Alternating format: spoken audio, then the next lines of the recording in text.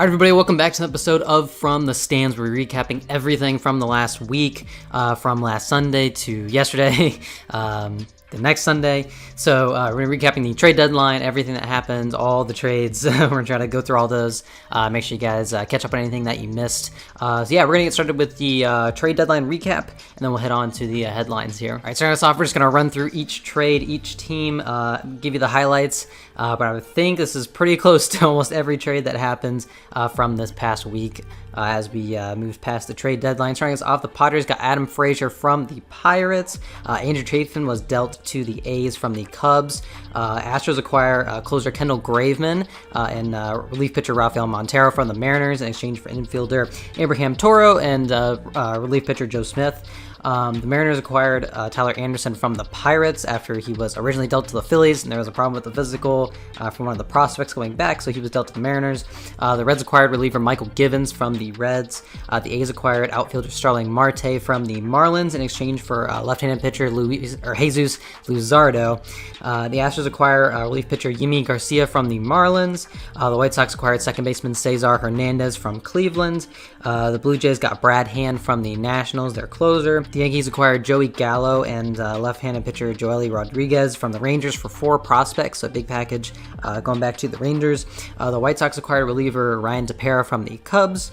The Dodgers acquired starting pitcher Danny Duffy, who's currently on the injured list for a player to be named later. The Yankees got Anthony Rizzo from the Cubs for 2 prospects, so 2 big trades with left-handed bats for them. The Mariners acquired closer Diego Castillo from the Rays for 2 prospects. The big one, the Dodgers acquire Max Scherzer and Trey Turner from the Nationals in exchange for starting pitcher Josiah Gray, a catching prospect in Keibert Ruiz, and 2 other prospects. So a big deal there. That was the probably the biggest deal of the deadline there. The Red Sox acquired Kyle Schwarber from the Nationals, who's currently on the injured list, but he's scheduled to come back soon. The Padres acquired their closer from the Nationals, Daniel Hudson.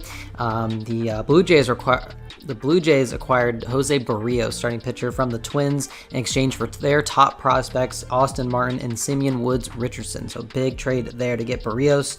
The Braves acquired Adam Duvall from the Marlins after he played there last year. Daniel Norris, reliever, was acquired by the Brewers from the Tigers. The Braves acquired Eddie Rosario. He's an outfielder from Cleveland in exchange for Pablo Sandoval, who was released about 30 minutes later after Cleveland acquired him. The White Sox acquired Craig Kimbrell from the Cubs in exchange for second baseman Nick Madrigal, who's currently out for the season, and reliever Cody Hoyer. So big deal there to bring Kimbrell to the south side. The A's acquire Yan Gomes and infielder Josh Harrison for 3 prospects from the Nationals. The Brewers got Eduardo Escobar from the Diamondbacks. The Mets acquired Javier Baez and Trevor Williams in exchange for their first-round pick from last year, Pete Crow Armstrong, who I believe is currently out for the season with a shoulder injury. The Phillies acquired starting pitcher Kyle Gibson and reliever Ian Kennedy from the Rangers in exchange for 3 prospects. The Astros traded Miles Straw to the Indians for reliever Phil Maytime. The Giants acquired Chris Bryant in exchange for 2 prospects going back to the Cubs. That was a big one. The Red Sox acquired reliever Hansel Robles from the Twins. The Rays acquired outfielder Jordan Luplow and DJ Johnson from Cleveland in exchange for a AA reliever in Peyton Battenfield, who's pretty highly regarded. The Braves acquired Jorge Soler from the Royals, change of scenery for him. The Brewers got reliever John Curtis from the Marlins. The Yankees got starting pitcher Andrew Heaney, lefty, from the Angels for 2 minor leaguers. The Braves acquired the Pirates closer Richard Rodriguez, deal to bring him back. Cardinals acquire starting pitcher John Lester from Washington for an outfielder Lane Thomas. The Red Sox acquire pitcher Austin Davis from Pittsburgh in exchange for infielder Michael Chavis. The Blue Jays got Joakim Soria in exchange for 2 players to be named later, going back to Arizona. And finally, the Giants acquired reliever Tony Watson from the Angels in exchange for 3 pitching prospects. So lots of trades.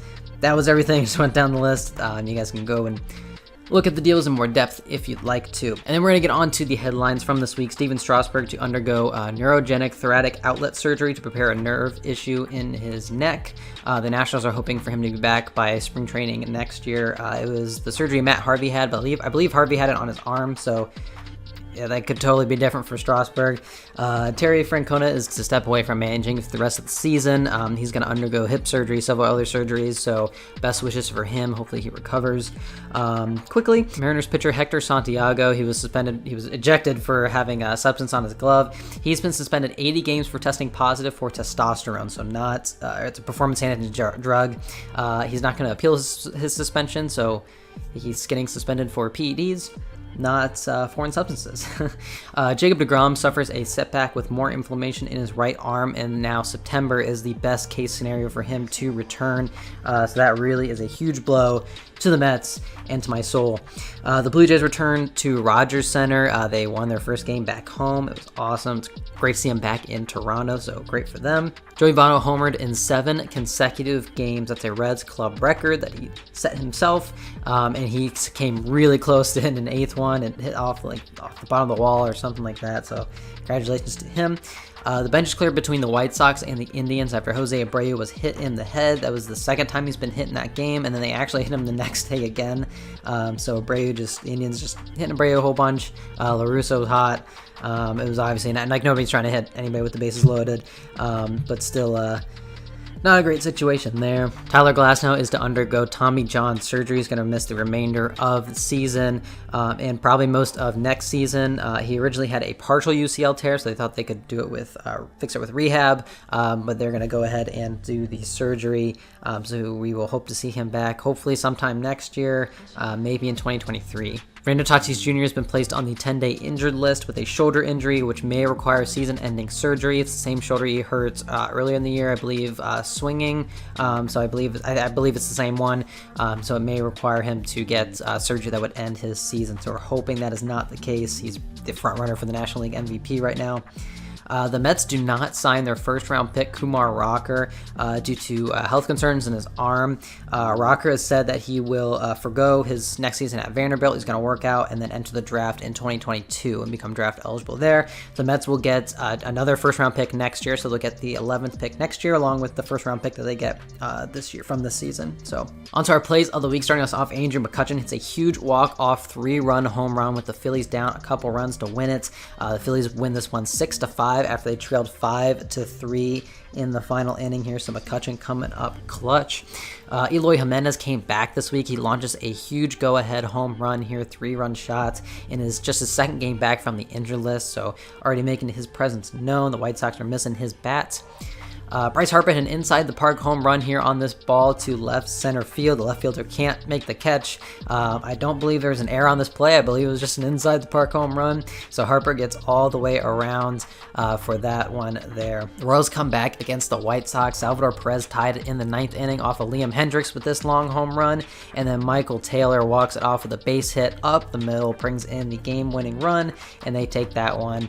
Coming back against the White Sox. Jarren Duran hit an inside-the-park home run, this one to center field. I believe this one was scored a triple with an error as the ball just kind of rattles around in center field. Nobody can really come up with it. He flies around to score inside-the-park home run for Duran. The Rays put up 10 runs in the 6th inning against the Yankees. It was capped by Austin Meadows' 2-run home run. There was also a grand slam earlier, so the Rays were pouring it on in this inning. Yohan Moncada hit this crazy home run off of the outfield gloves. They collide out there in right center field, and I believe they just knock it over the wall. So the ball goes over the fence on a ball that certainly was not going to go out and probably should have been caught. But the outfielders kind of running into each other there. Mets pulled off a comeback against the Reds. Dom Smith tied it in the 9th inning with a hit here with 2 outs down to their final out.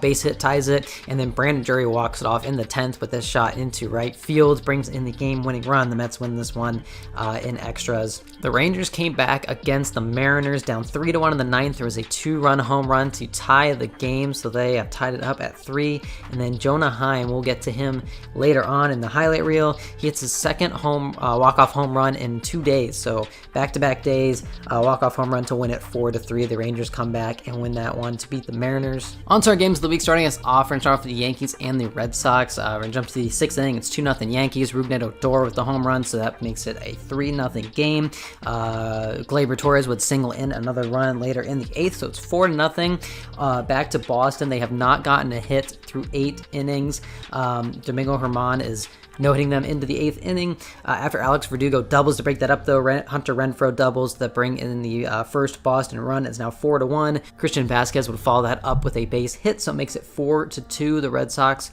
are coming back. Kike Hernandez would double. That would bring in another run, so they made it a 1-run game after not having a hit. Kevin Pluckey would ground out, so that brings in the game-tying run. It's 4-4. The Red Sox have come all the way back in the 8th inning, and then Xander Bogaerts lifts this ball to right field. It looks like it might be caught, but it's going to drop on this flare to right field, brings in the go-ahead run, so it's 5-4 Boston. They would go on to win it. Matt Barnes gets Odor to pop out, and the Red Sox come all the way back after being no-hit through 7 innings. Next up, we have this game between the Mariners and the Astros. In the first inning, it's already 5-0. Abraham Toro would hit a home run, so that makes it 6-0. The Astros put up 6 in the first inning.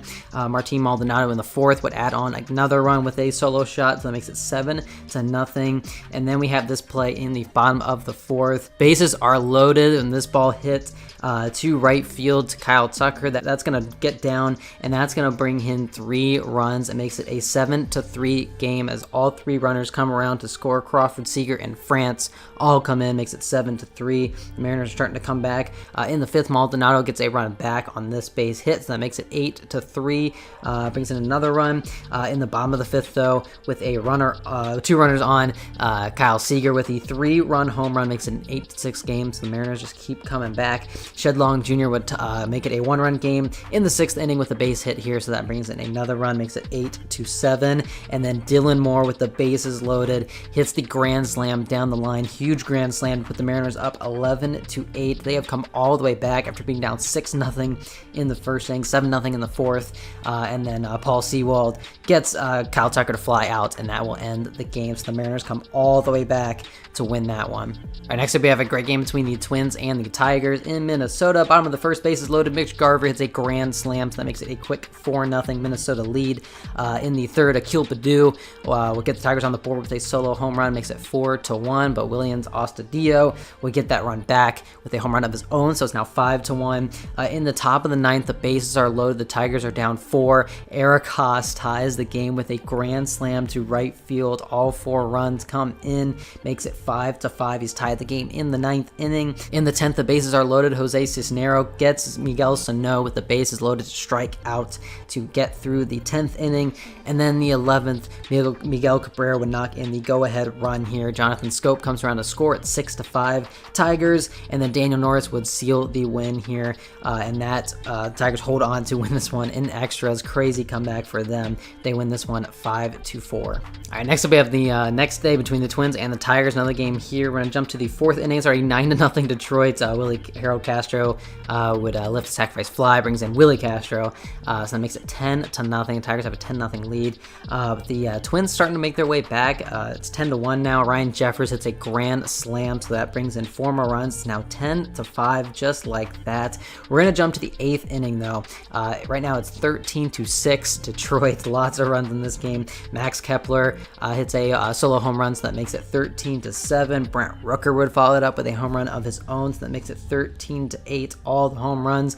There's going to be more. Miguel Sano with a 2-run homer now, so it's 13-10. We're still in the 8th inning. Home runs are flying. And then Ryan Jeffers, the second one of the day, a 2-run home run makes it a 1-run game. It's 13-12 in the 8th inning. The Twins not done yet. But in the 9th, Eric Haas with runners on. Bases are loaded. He hits the double, 3-run double, brings in all the runners, clears the bases to make it 16-12. Jamer Candelario would bring in another run, so that makes it 17-12. In the bottom of the 9th, with a runner on, Jorge Polanco would hit a home run, so that brings in 2 more runs. It's now 17-14 in this one, but Gregory Soto seals it as he gets Astudillo to ground out to end the game, and that would do it. The Tigers win this one by a final of 17-14. And finally, we have a crazy game between the Phillies and the Nationals. Top of the 2nd, it's already 4-0 Washington. Josh Harrison with a 2-run home run, so that makes it 6-0. In the bottom of the 3rd, It's now 7-0. Rhys Hoskins would hit a home run that gets the Phillies on the board. It's now 7-1. Andrew McCutchen will follow it up in the 4th inning with a home run solo shot of his own, so that makes it 7-2. Alec Bohm would follow it up with a home run of his own, so it's now 7-3. So 3 solo shots makes it a 7-3 game. In the bottom of the 5th, though, Andrew McCutchen with a runner on knocks in Gene Segura, so that brings in another run, makes it 7-4. In the bottom of the 7th, the final inning, this is a 7-inning doubleheader game. Alec Bohm with an RBI single brings in another run, so it's now 7-5. And then with the bases loaded, JT Realmuto comes up big, 2-run single, ties the game here, makes it 7-7 after they trailed 7-4 heading into this 7th inning. The Phillies have come back to tie it in the final inning of this game. The Nationals would take the lead again in the 8th on a Ryan Zimmerman base hit, so that brings in Soto, makes it 8-7. But with the bases loaded, Brad Miller comes up and he hits a walk-off grand slam to right field, and that would win it for the Phillies. They take this one 11-8 after trailing in the final inning of this doubleheader game. All right, next up we got our performances of the week. Got a couple 3 home run games for you. First of all, Sebi Zavala of the White Sox, the catcher. He went 4 for 4, 3 home runs, 6 RBIs. Grand slam was in there. Those are his first 3 major league home runs. He never hit a home run in a game before this. He's not really known for his offense. Kind of a defensive catcher, but he hits 3 home runs in this game. He's the first catcher, I believe, to hit his first career home run in a 3 home run game. So that is absolutely nuts. And then Rafael Ortega from the Cubs goes 4 for 4, 3 home runs, 5 RBIs. So a couple 3 home run games from the 2 guys that you would pick at the beginning of the week to get 3 home run games. To the standings watch, the Rays now lead the AL East by 1.5 games after sweeping the 3-game series from the Red Sox. The Yankees are now 7 games out. The Jays are 8 games out, so a switch in that division. The White Sox still lead the Central by 9 games. The Astros still lead the West by 4.5 games over the A's. The Mariners are 8 games back. In the NL, the Mets lead the East by 3.5 games. The Phillies are in second. The Braves are now 4 out there in 3rd place. The Brewers lead the Central by 7 games over the Reds. And the Giants lead the NL West by 3 games over the Dodgers. And the Padres are 6.5 games out, so in that division. Players of the week in the American League, Cal Quantrill of the Indians, 12 innings pitched, just 1 earned run allowed, 11 strikeouts, 0.75 ERA for him. And then Jordan Montgomery of the Yankees, 10 innings pitched, 1 earned run, 10 strikeouts, 0.9 ERA. And then for the hitters, Miguel Cabrera hit .474 with 3 home runs, 4 walks, and a 1.573 OPS. And then George Springer hit .400 with 5 doubles, 3 home runs, 6 walks, 1.476 OPS for him. For the pitchers, Brett Anderson of the Brewers goes 11 2/3 innings pitched, 1 earned run, 6 strikeouts, 0.77 ERA for him. And then Julio Urias of the Dodgers, 10 2/3, 1 earned run, 12 strikeouts, 0.84 ERA. And then for the hitters, Joey Votto was on fire at .375, 7 home runs this week, 11 runs batted in, 4 walks, 1.698 OPS.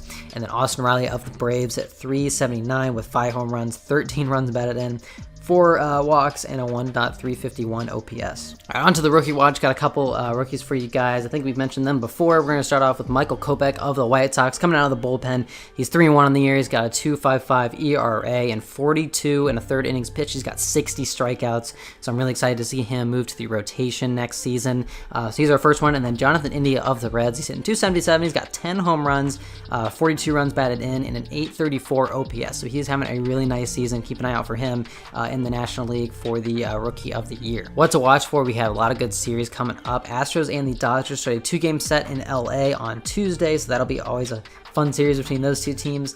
The Mets and the Phillies start a 3-game set on Friday in Philadelphia. Right now, the Phillies are in 2nd place for the NL East. This is going to be a huge series. The Mets have been scuffling as of late, so they really got to turn it around. And the Giants and the Brewers pair of 1st place teams. Possible playoff matchup, we will see. They start a series on Friday, so that's always going to be fun. 2 teams, a lot of talent, a lot of good pitching, and we will see how that series goes. On to the highlight reel. Starting us off, Javier Baez walks off the Reds with Amir Garrett on the mound. I believe they had some kind of altercation earlier this year and then also in past seasons, and he's just yelling at Amir Garrett the whole way down the line after he walks him off, so that is a fun moment there. Michael Conforto cut down the tying run at the plate on this base hit to right field. It's a 1-run game. He throws out the go-ahead or the game tying runner at the plate to keep the Braves from tying up this game. Huge play in this one. The Mets will go on to win it.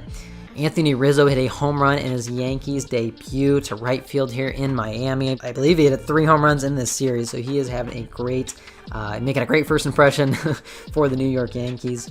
German Marquez of the Rockies, talked about being dealt during the deadline. Should have gotten him for some offensive help because he goes deep here, and for a home run here for German Marquez. Jonah Heim walks off the Mariners with a 2-run home run off of their newly acquired closer, Diego Castillo. And then the next day he would hit another walk-off home run. Talked about that one earlier. So big week for Jonah Heim.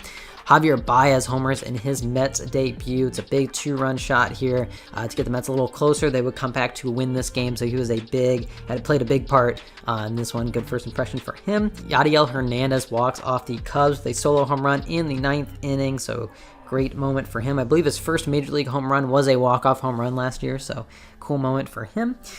Brian Goodwin walks off the Indians with a home run in the 9th inning and has possibly the highest bat flip I've ever seen. Absolutely flings his bat up in the air. So the White Sox walk off the Indians in that game. And then finally, the last of the Cubs trio to get dealt, Chris Bryant also hit a home run in his Giants debut. So the newly acquired Cubs making great first impressions with their new teams. That's gonna do, guys. We had a bit of a different episode this week just because I was gone last Sunday, so we covered an extra day, but we're back to normal. Hopefully you guys got caught up from the trade deadline, and there's a lot of good baseball coming down the stretch, lots of good races. So I will see you guys next week to talk about it all. Thank you guys for watching.